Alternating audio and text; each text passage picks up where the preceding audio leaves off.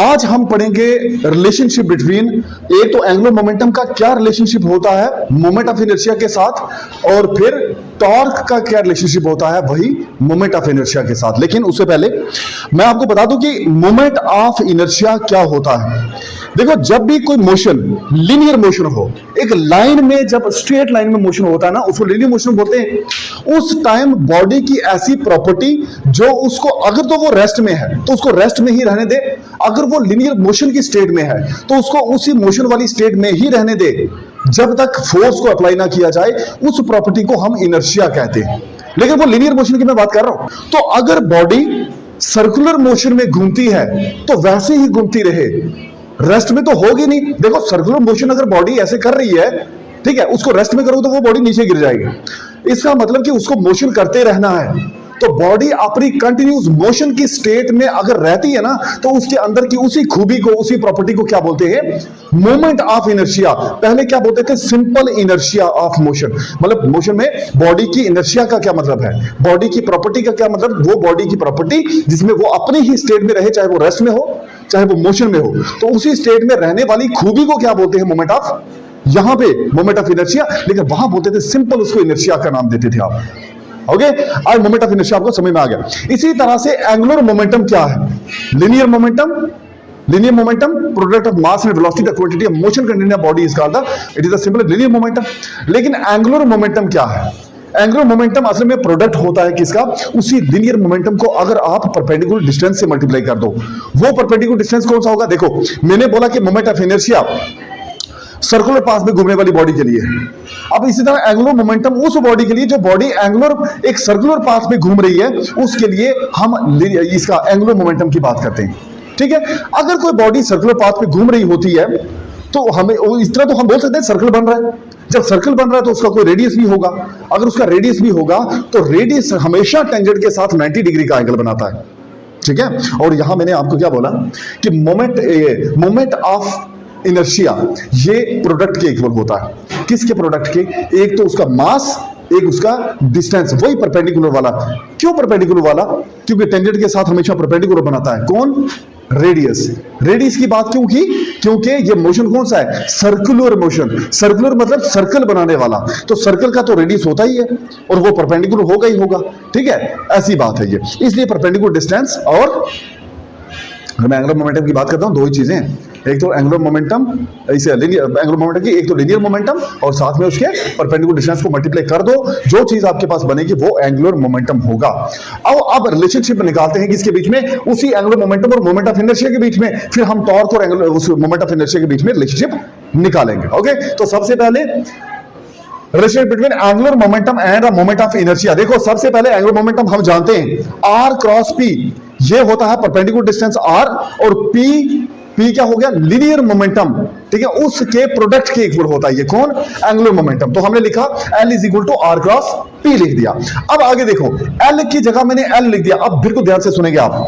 L की जगह L लिख दिया, इक्वल टू की जगह इक्वल टू, R को R लिख दिया, क्रॉस को हटाया तो साइन लगाया। देखो, जब भी क्रॉस प्रोडक्ट को हटाया जाता है वेक्टर्स में तो हम साइन थीटा लगाते हैं, लेकिन उस टाइम जो वेक्टर्स होते हैं वो भी स्केलर बन जाते हैं।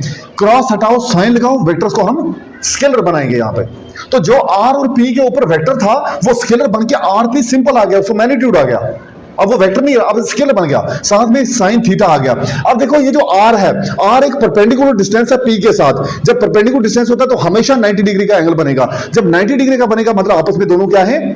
परपेंडिकुलर। ये देखो ना, परपेंडिकुलर दोनों हैं तो 90 डिग्री का एंगल बना। मैंने थीटा की जगह 90 डिग्री लिख दिया तो साइन 90 हो गया। हमें पता है साइन 90 की वैल्यू होती है 1। बाकी क्या बचा? आर और P.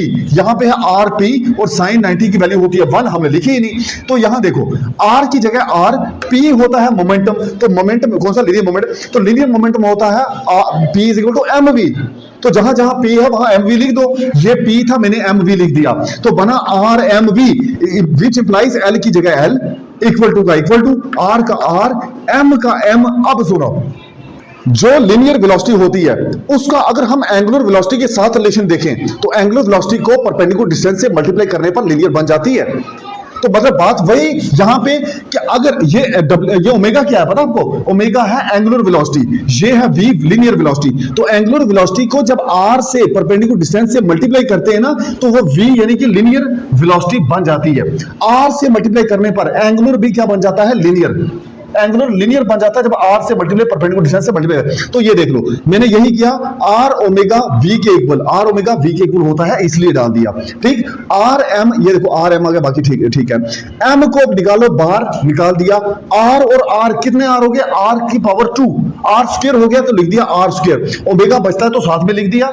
Okay, m r square मैंने आपको अभी बताया कि मोमेंट ऑफ इनर्शिया होता है product of the mass and square of distance, वही परपेंडिकुलर वाला, यानी m इंटू r का स्क्वायर। तो यहां लिख दिया हमने एम आर स्क्वायर, और एम आर स्क्वायर होता है मोमेंट ऑफ इनर्शिया यानी आई के इक्वल। तो यही रिलेशन निकाला था एंगुलर मोमेंटम और आई के बीच में, यानी मोमेंट ऑफ इनर्शिया के बीच में क्या रिलेशनशिप है। लेकिन यहां भी आई जो है ना उसके साथ ओमेगा आया हुआ है। अगर उस ओमेगा को मैं 1 यूनिट ले लूं, ओमेगा है क्या? ओमेगा है वेलोसिटी। कौन सी वेलोसिटी? कौन सी? Angular velocity. तो एंगुलर वेलोसिटी को अगर हम 1 यूनिट लें, देखो वेलोसिटी यूनिट्स होते हैं मीटर पर सेकंड, अगर हम इसको 1 मीटर पर सेकंड लें तो वैल्यू 1 डालने पर कोई फर्क नहीं पड़ेगा। तो लीनियर मोमेंटम, ये जो एंगुलर मोमेंटम हमने एल निकाला है, ये मोमेंट ऑफ इनर्शिया के इक्वल हो जाएगा। तो हम लास्ट में ये कहेंगे angular momentum is equal to the moment of inertia, but when there is a condition, the condition is the angular velocity must be equal to 0, that is omega must be equal to 0, then we can say that the angular momentum is equal to moment of inertia.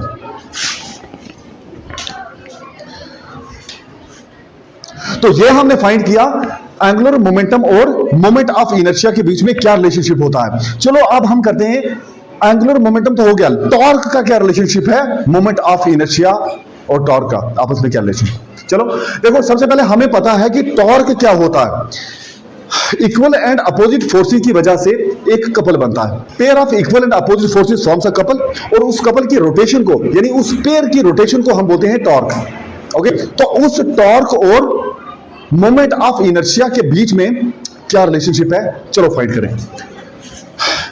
We know that torque हमें पता है किसके equal होता है, r, यानी perpendicular distance को अगर f से मल्टीप्लाई करते हो तो बन जाता है टॉर्क। तो tau is equal to, torque को टाउ से डिनोट करते हैं, तो tau is equal to r cross f। अब क्रॉस हटाओ तो साइन लगाओ, वेक्टर को स्केलर बनाओ, ये बात है। तो क्रॉस को हटाया, साइन लगाया, इस वेक्टर को भी हमने हटाया, ठीक है, और क्या बन गया?